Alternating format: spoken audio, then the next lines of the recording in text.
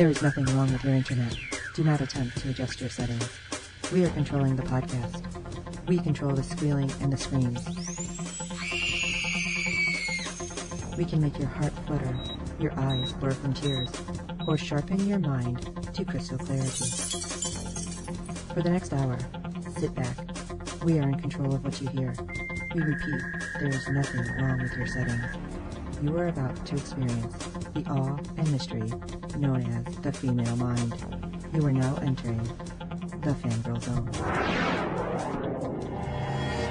Hello everyone and welcome back to the Fangirl Zone. I am Sean, Fangirl S, and today we are talking Dirk Gently, and joining me today is my co-host, Jess. And Landon.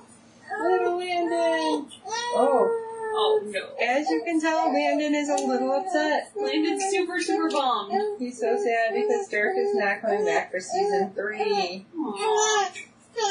I know, it's the worst. Oh, come here. Fun fact about this. Apparently. Okay. As part of Navy SEAL training, they make them listen to babies crying for hours on end, and then don't let them sleep. And I'm like, so basically motherhood? Aww. Alright. Well, yes, we are all a little sad, I think. We're all very sad about this. It's horrible.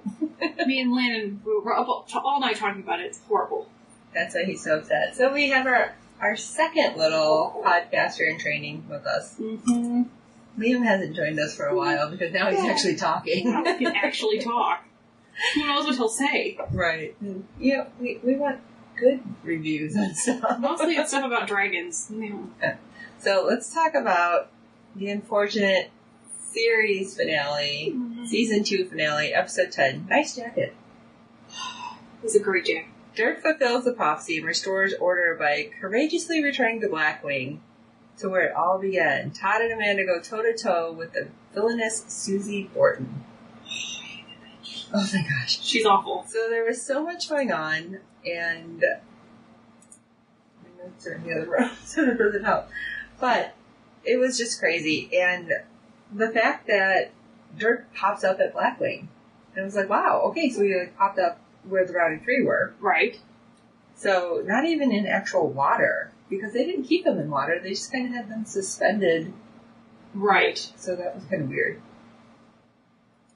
So he pops up, all hell's breaking loose in Blackwing, which I thought was kind of funny, but I guess not. And he runs into Lieutenant Assistant, which kills me. And I think Dirk pretty much said the same thing. Really? Your name is Assistant. Are you kidding me? That's the worst. So I can't say I felt bad for him. I just felt like, you know, the guy was freaking out, and the fact that Dirk had to be the voice of reason was hilarious. It was. Like, I don't think the dude was able to deal with that even. Like, he goes, wait, you're Project Icarus. I can't even talk. Mm-hmm. And it's like, yeah, I am. And apparently I'm the only sane person right now. Go figure. So, he tells me he has to get the Moloch, and surprisingly, he talks the guy into it. I mean, granted, that's what Dirk does, but I was still surprised. Uh-huh, it's true. I didn't think it was going to happen so easily. And yeah, it seemed kind of... But it's also the finale, they got shit to do, so maybe... Well, I mean, I guess when you have knights in there running around and all sorts of craziness, you're like, you know what? This guy doesn't have a gun, and let's do this. Yeah, makes a good point. I agree. We have our crew at the quarry who are all alive. I'm very happy for that. That's fantastic. And I'm like, okay, great. They're going to get out. Because Farrah's like, okay, I'm going to go get the truck. Stands up, walks a step, and falls over. Literally just crumbles. I about fell over, though, when Hobbs is like, why did we shoot at each other? Yeah, because, I mean, obviously he didn't remember. Did the girls sort of have an idea? The girls knew, because they were not under the mage's power. But that's what it was. Hobbs was a zombie. Why didn't we shoot each other? It seems problematic. So, it was good.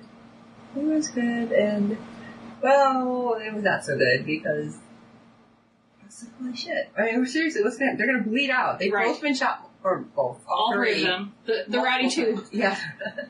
They've been shot multiple times, and wow, okay, now what? That's all I kept thinking is, are they going to survive? Is something going to suddenly come there and save them? Somebody, something, I didn't know. Right, exactly.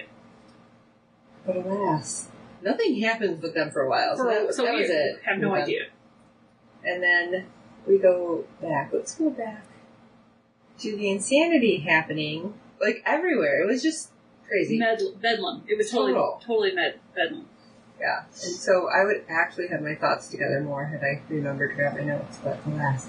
But anyway, so Dirk has assistant taking him where he needs to go, or hopefully where he needs to go, and he stops and he's like, wait, we should go in here. And he's like, no, we can't go in there. It's blocked off. It's, top secret. You can't go there. And he's like, kind of my thing. I go where I, not supposed to go, because that's where I'm supposed to be. Do what I want. Opens the door, and all of a sudden, Mona pops up. In her little cute voice. Yeah. Adorable. She's the cutest thing that's in this show. I mean, 100%. And then all of a sudden, he grabs assistant by the head, and he's like, duck, because you turn back around, and Mona is a cannon. Yeah. Like, those 4 guys standing there with guns probably should have at least had 2 of them pointing at Mona the whole time, except they all turned around and look at Dirk because he burst in the room. It's fantastic. Well, that didn't work out too well for you guys, did it? Now, they didn't die, as far as we know. No. But probably concussed. Because they were, like, thrown everywhere as Mona just closed the door. I was watching going, wow, wasn't expecting that to happen. Yeah, it was, well, and she keeps sort of trying to hint at how powerful she is, and we keep you keep momentarily forgetting, oh wait, Mona can do that. And then I started thinking about it like, okay, she's a cannon right now. She's pretty much invulnerable, right? Because she could make herself metal, she could make herself bulletproof, she could basically, make herself water. She's basically, like, can do whatever and, I mean, obviously she's not using her powers for evil, but still, that's like supervillain level powers. That's true. That's kind of cool. But she's so sweet with She's so sweet. And then she pops back up. She's like, oh no, you are hurt. And then he's like, listen, we found the boy. She's like, you found the boy? Great. She's like, yes, but we have to get over to Moloch. And they're like, oh, he's on the other side. Great way to tell us that now. Mm-hmm. But she's like, I can get us there really quick. What did she say? Can you turn into a snail or something? Yeah. A bug. Can you turn into a snail?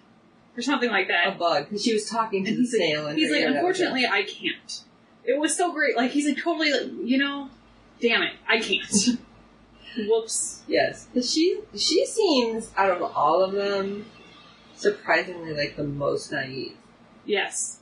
Even more so than Bart. Yeah, that's true. And it's really weird that it's even more so. Well, and you wonder how much, I mean, obviously we don't know. I wish we'd gotten a lot more of her story. Like, I would watch a show just about, like, her genesis, but I would like to know, like, how long they've had her, and then also, if her powers presented after, like, she became coherent, if they had her from birth or, like, early after. Like, does she not know that other people can't do this? Or has she slowly figured it out over the course of, like, interacting with all these a-holes, I'm thinking she doesn't really know a lot of it. What? Well, she doesn't... Yeah. Well, and because she doesn't treat anybody else, she doesn't treat, like, everybody else like they should be able to have these powers, but she does, like, oh, Dirk, can you do this? Can you, she's Maybe not it's really just sure people that she knows has powers. Right. That she thinks that they can do it. Yeah. That's the only thing I can think of. She's cool. I'd love to know more about her. I wonder if she's in the books as well. She's not in the first book. But then again, I don't know how off script they kind of went. That's true. And they could have, like, hinted, because, like, the Rowdy 3 aren't in it, and so I have no idea. But if you've read the other books, send us an email at contactus@fangirlzone.com. Tell us if Mona ever shows up. Yeah. And tell us if Ken, tell us what happens with Ken. I think Ken is actually strictly for the show. Oh, okay. Well, that makes me sad and happy. Like, it makes me happy that, okay, well, they didn't screw something up. But it also makes me sad that, like, he never redeems himself because they're done with the show. Oh, yeah, I know. I was so upset. So, we have all this craziness going, and she's like, I can get you over to the other side. She hands him one of the soldiers' helmets, which I don't understand why it looks like they have, like, angry eyes. Like, they're They look like bombs from Mario. Mm-hmm. I'm like, why do they have angry eyes on their helmet? It turns into a motorcycle. It's like, oh, that's convenient. Even more convenient that Dirk can ride a motorcycle. Yes. Maybe it's a BBC America thing. It's that sort of day. Yeah, everybody can ride a motorcycle. My very favorite Rory line. Can you ride a motorbike? I expect so. It's that sort of day. So they get over to the other side, and they've managed to avoid some of the knights, but not all of them, but enough that they're not getting shot, so that's a bonus. And suddenly, we're back over in Windemore, where Amanda and Todd are still trying to hold open everything, and the Beast is like trying to tell the Rowdy Three, things are happening. Oh no, I'm sorry. They had already gone outside. The Beast is hiding, so I apologize. The Rowdy Three are like, why is she laughing? What's going on? They keep talking to each other. I'm not going to be afraid of anybody laughing. I love that. She's not going to make me afraid of someone laughing. I love these guys. They're cracking me up. And all of a sudden, like when she shows up, Martin's like, alright guys, late lunch. Do you think it's going to be that easy? I don't think so. Well, and that's the other thing. They didn't really... Okay, does somebody have to be vulnerable? Like, do they have to kind of subdue someone before they can eat their soul or whatever? Eat their life force? Because it was like they didn't even try. Like, seriously, I would ask questions later and just start eating her soul first. You know? She kind of snuck up on them, though. Okay, that's fair. And she froze them. Now, they were still able to, move their eyes, but then next thing we know, they're kind of like she's trying to do something with the power, and it looks like they're eating the power from the wand. Okay, yeah, that made sense. So it's like, oh, okay, that was quick. Are they going to destroy the wand then? Then Susie's nothing. Mm-hmm. And that's what I was kind of hoping for, but it didn't seem to happen. But enough that it, threw them backwards and threw her backwards, and she started to become a little disheveled. That's true. But the tattoo got bigger. Yes, I noticed that as well. It was weird that, it was weird to me that, it just sort of seemed to, take on a life of its own towards the end. The tattoo seemed to get bigger every time, something was happening. Magically? Yeah. Agreed. So, it's if it's taking away her power, though, that's what I didn't understand, how... Well, and it's an interesting take, too, because we don't know if the mage had tattoos when he was in Windemore. We didn't ever see them in the real world, but all of his people had tattoos. He had them on his hands, at least. Oh, okay. But that's all we ever really seen, because he always had a suit. Suit on, yeah. Interesting question. But hers was, creeping up her neck, and... Yeah, it's, gonna take over her face, who knows. Maybe to show who the real bad guy is? Could be. It's like a mustache. Totally clear sign. So, that happened with them. But Amanda and Todd, because they're in so much pain, Amanda somehow pulls them into, a void. And I'm like, what is happening? It's they can see the galaxy and all the pretty lights, but their eyes were so funky, it looked like the Hypnotoad out of Futurama. Or the Rorschach test or something. It was very strange. It was cool, but it was very weird. I don't know how you can wear contacts like that. That has to be uncomfortable. It was so funky. Well, yeah, and you wonder, were they the full eye contacts? When they do the black, eyes and Supernatural and stuff? I don't know if now they probably just do it with CGI, but before... You can wear a full eye Oh, no. Yeah, I don't know if I could. I wear contacts as it is. I don't. That's going to be funky. Their eyes are so weird when they're talking, and I love it because Todd's like, well, what happens if she attacked and... re-dye her. She's like, oh, we're probably here. You're here. Or we're dead. Either or. Yeah, that'd be a good there's thing. There's no good outcome to us being killed. No. Well, is there ever? That's true. That's true. So, Susie does attack them, though. Mm-hmm. But as she attacks, it pulls them back into their bodies, which I was happy, but then the portals close. Uh-huh. I'm like, okay, so they don't have the weird funky eyes right now. They're back in their bodies, and... Alright, this is good, right? We think it's good. Because Todd realizes, as Susie's talking all sorts of smack... It's true, she never shuts up. That, wait a minute. She's not attacking us. What's going on? How is this possible? And then he shoots her with the air gun, and she goes flying back, and It's like something's not right, and he realizes that, okay, things aren't happening right because she would have killed us by now. Mm-hmm. So something's wrong with her wand or magic or something. Maybe Windemore's falling apart. Mm-hmm. I mean, he doesn't know. Because I think at some point even the Beast gets in to try to fight, thankfully, from behind. Jumps on Susie. Basically to distract her. Right. Whatever can happen, just to keep our people alive and safe. Because, of course, you're clenching and freaking out. It's like, oh my god, what's happening? Are our people going to make it? And then you gotta think, okay, our people have to make it, right? But it's a finale, so they could have left it on like a huge cliffhanger. I'm glad they so glad they didn't. I'm glad they didn't do that. I was thinking about that when I heard yesterday, and I was like, this could have been so much worse. Like, it's bad, but it could have been worse. So, they're fighting, and Susie got thrown, and then the wand is kind of out in the middle. In limbo. Which luckily Todd notices right away and goes for. Yes. And then him and Susie fight for the wand and struggling, and there's still no magic yet because Susie doesn't have control, which I thought somehow that Todd was going to use it, but that didn't happen. But before anything else happens, we go back to Blackwing, and we have Mona and Dirk make it to Moloch's room, which made me so happy. Until Freakin pops up his damn head. I was so pissed, because not only does he pop up his head, he pops up with a gun to Dirk's head. He's here to F shit up. Like, for real. I was so mad. I'm like, why? Why are you doing this?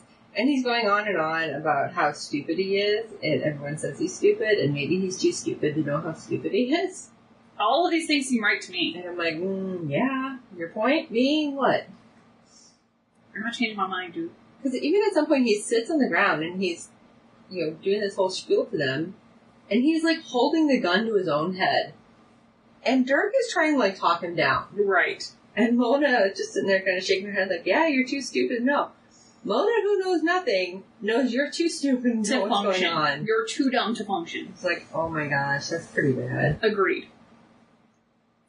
But next thing we know, which totally surprised me, like, he's blowing these knights away with a high-powered rifle as they're pushing Moloch down the hall to try to get him back to the portal.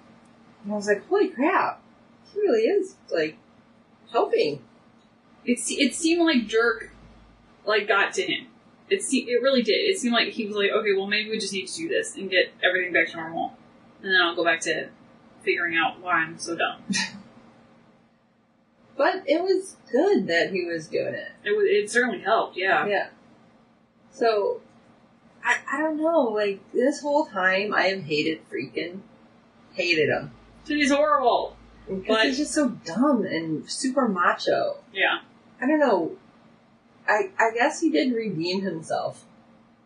But just as much as anybody did, yeah. I mean, I feel like he did. Because he was helping. Yeah. So, I mean, that was good. He took the gun away from Dirk's head, so that was really good. So, besides that, they get all the way to where the portal is, and we're like, okay, great, what's going to happen? Are they going to manage to get Moloch back to Windemore? Right, because the portal's closed. Are they going to get the portal back open? Are they going to make it? What's going to happen? But we go back to Windemore, and we see Susie got the wand back. We already threw her out of commission. What the hell is happening? Everything bad is happening, and I'm freaking out. Susie grabs it, and she says her little spell, and all those shapes go around Todd. And they slowly start to get tighter. Like squeeze him like a boa constrictor. Yes. But Amanda manages to wake up, and he's like, Amanda, you have to open the portal. You have to get him back. And she opens it by herself, and her eyes change there, too. Which was just so weird and creepy. Past those weird eyes. And so, we're like, okay, great. The portal's open. Moloch's in the area where the portal is, so things are going to go right. Right? Well, it seems like maybe something horrible would happen now. Kind of works that way. Because suddenly Ken pops in. And I'm like, okay, Ken, great. And Dirk's like, where's Ken? Except, not so much. And we already talked about how he already talked about how he talks to Bart, and Bart's like, the universe is telling me I should kill you right now. And he's like, yeah, I'm pretty sure. Yeah. No? Okay. No. Let's go back to later. Okay, well, edit that part out. Where are we? And he's like locked down, and Dirk's like, great, you're here, we need to do this and we'll set everything right. And Ken's kind of pissy. He's like, no, you're the one who screws everything up. You're like the interdimensional weed, and we need to keep you here, and you can't do anything. He's like, what are you talking about? This will make everything right. Yeah, this will fix the problems that it has caused to have weird interdimensional people coming back and forth. And Ken wasn't having anything. He shot him in the leg. But Dirk does say something about, it's like, wait, he's like, you won't shoot me. But he shot Friedkin, which threw me, because Friedkin's laying there bleeding. I'm like, holy shit, he shot him. Yeah. I'm totally surprised. And then Friedkin, thankfully, it wasn't a fatal wound, at least not yet. He points his gun at Ken, and he's like, no, they have to do this. They have to make things right, which... This is the moment I think he actually agreed, redeemed everything for himself. Yeah, definitely. Save the world. Save the boy. Save the world. Yeah, there you go. And I loved it because Mona's just sitting there. Mona could have turned into anything at this point. But she was just kind of like, She's like chaotic neutral. Like, she can do anything in the world. He kind of froze her, though, didn't he? But she's not like... I don't know, she doesn't have a whole lot of, she's not proactive? Yeah, she's not super ambitious on her own. Okay. But you can solve problems. So, I was surprised, though. I mean, she didn't even, grab Pollock's legs to help. Because Dirk kind of did everything. With a bullet wound to the leg, grabs him, and falls in and goes. Yeah. Now, Mona did end up going with him to the portal, though, didn't she? I thought so. And all of a sudden, it's like, all right, bam, there's a little boy, and he's crowned, and he has a wand, and Susie doesn't have a wand anymore. She's like, shit, what's going on? Why don't I have this wand? Mm-hmm. And suddenly, he's like, I don't know all of you. And he looks at Susie, he's like, I don't know you. Are you a good guy or a bad guy? And Susie's all like, oh no, I'm a good guy, and everybody, no, she's the bad guy. She's the worst. And you hear the train, and he waves his hand, and then Susie's gone. On the train. And we don't know why, but we're guessing she's just going to ride the train forever. Well, they did say that way back, I don't even know what episode it was, that the bad guy is imprisoned on the train. Oh, okay. So we find out information. The kid's name is Francis. That he was never supposed to actually be in our world. He was supposed to be making things good, and things just went weird because he fell asleep and couldn't wake up. That's when he fell into the coma. Right. And we find out all sorts of more information that apparently everybody with the powers that they have, it's something on like an interdimensional, multi-level thing that they have to have these powers to make things right in the world. And Dirk doesn't exactly have a power, but I guess his holistic detectiveness is a power. I guess so. It doesn't even make sense. Like that. So, well, what would you call it? Bart has holistic assassination powers? I guess. He knows where to be and nobody can hurt her. Yeah. Like super ninja powers. So, something like that. He's like, alright guys, what am I going to do with everybody? I need to make things right. And, they don't even know. Can you really make everything right with what happened here in Windemore? Because everybody's dead. Everybody. Everybody, except for the people that we're talking to right now, is dead. It's a real problem. It is. And so he's like, what am I going to do? Well, your friends need you, because your friends actually ended the mage. Which was a good thing. Yeah. So he's like, let me send you back with my last gift. So he sends Todd back to the quarry with a car that says ambulance. Yeah. It's really funny. No, it's the ambulance. Oh, that's what it was. It was so weird because I'm like, okay, it's like a little kid. Doesn't know how to spell ambulance. Yeah. Fantastic. And I love it because, Todd goes to Farrah, he's like, you did it, you saved things. And she's like, I'm so sorry. He's like, for what? Saving us and getting shot? So, yay. Assuming he's going to get them all, because I have no idea how much time has passed. Right, yeah. This time is so fluid right now, and, there's so much question on, how much time is passing in the real world and Windemore, we really don't know. Right. So it might have just been an instant. It might have been, they could be dead already. So, right. Thankfully. But they're not, so we're going to assume that they make it to the ambulance, whatever, and they get to the hospital, get all fixed right. up. Hopefully the hospital has recovered from Susie. Right. And, he looks at Amanda, and after explaining that her powers are needed because of things that are coming, which makes me worried. Boy, that's not super foreboding, but we don't know now anything. So he sends her back, and he's like, oh, your friends are probably going to want their car, too. Okay. Because where was the car? Oh, yeah, it got shot up, didn't it?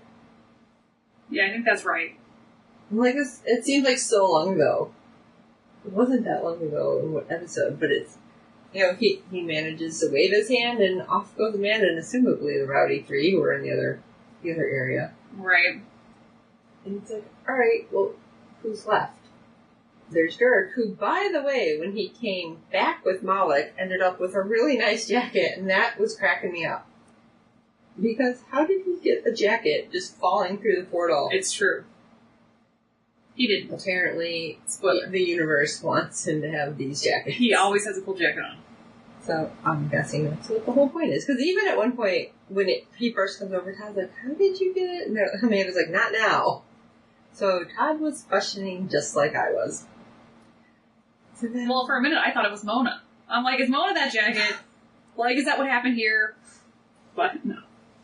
That's why I thought Mona came back, but maybe Mona didn't, because I don't remember Francis sending Mona anywhere. But he does, unless maybe Mona was a jacket and he sends him back.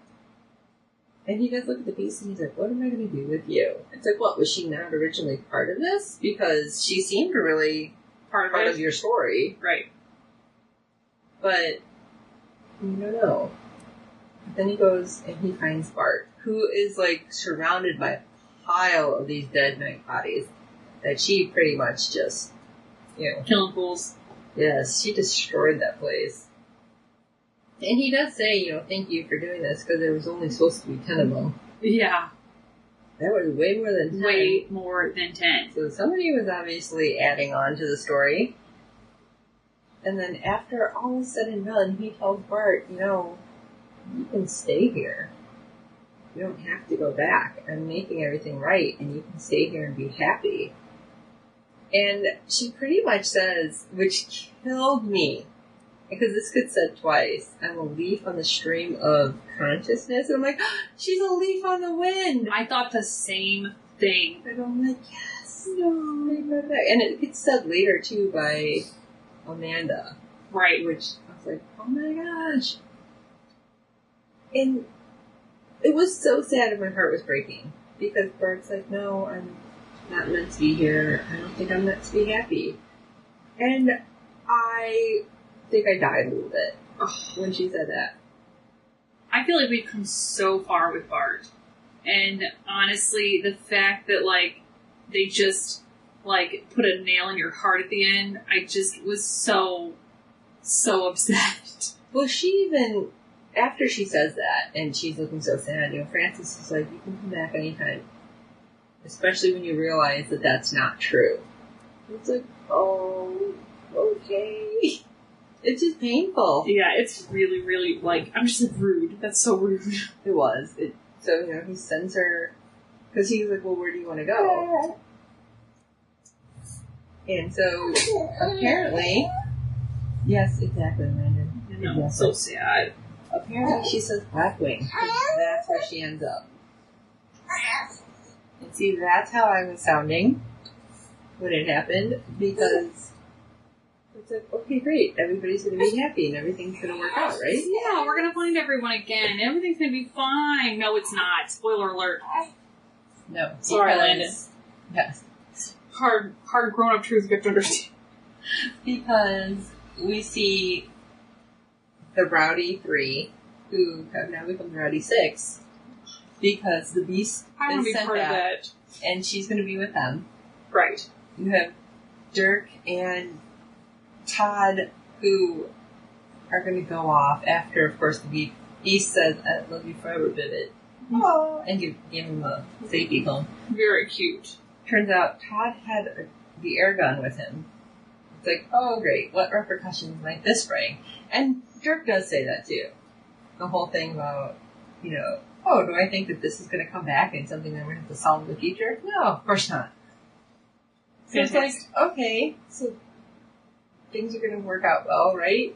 Except then we see as the Rowdy 3 are going away, Amanda also has the wand. How did she get the wand if that was with Francis? I didn't understand that. No idea, unless Francis gave it to her. So maybe I was come wondering back. about that too. Or maybe, I don't know, maybe like, because he knew what, he seems to know more than what we all think, more than anybody else seems to know. Maybe he knew what was going to happen with Bart, and he's just like, hey, somebody's going to want to come back to visit, you should need this. Maybe. And then, of course, we have Bart. And like I said, this is breaking my heart. She's back at Blackwing. And you have Priest, whose face is cut right down the middle, with like little band-aids all over it. And of course, Ken.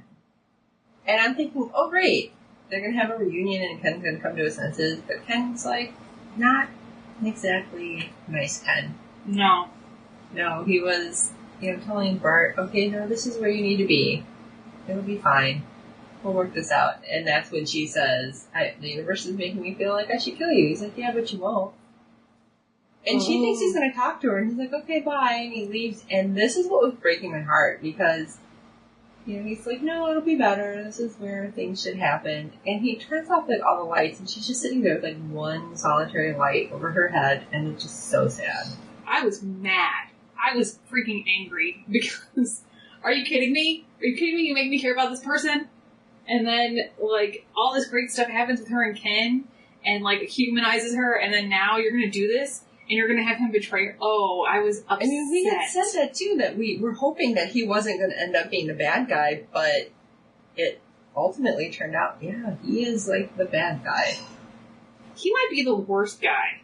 If you think about it, because all these other people had these, they started out, prejudiced against all these weird people like Dirk, and, really some of them probably were just doing their jobs. Like, that's shitty, but it's the truth. And the only one who really betrayed someone, who, like, stabbed their best friend in the heart, was Ken. Yeah. He's the worst guy. It's like I said, even Freakin' kind of redeemed himself, but then his reward, because Ken kicked him into the pool as they were, moving along with Wallach, and he ends up in the void, and his eyes are all weird, but they're different color weird, too. Right. So it's like, oh great, what does this mean?